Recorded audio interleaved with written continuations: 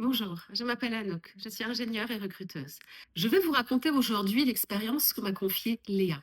Elle m'a raconté ses premiers pas en tant que manager.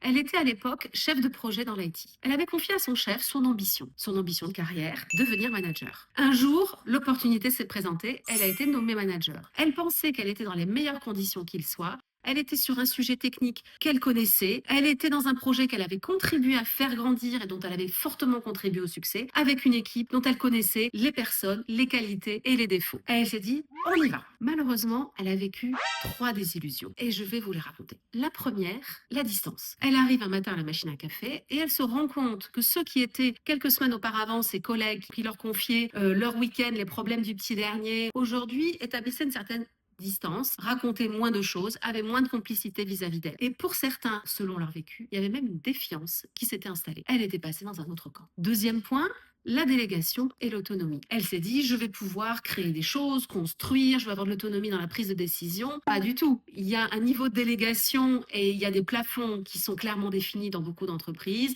Niveau de délégation d'achat, niveau de délégation sur la prise de décision, sur la signature de contrat, le recrutement en réalité, recruter quelqu'un pour son équipe et le budget, ce n'était pas à elle d'en décider et il avait été fixé pour elle. Troisième désillusion, elle s'est dit, je quitte le club de mes collègues, je vais arriver dans le club des managers.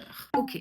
Eh bien, tout n'y était pas si rose. En fait, il y avait des objectifs individuels très forts qui étaient imposés à chaque manager et un variable important. Il y avait un certain climat de compétition qui s'était créé en fonction des ambitions de chacun et des personnalités de chacun. Elle ne s'est pas trouvée accueillie dans un nouveau club.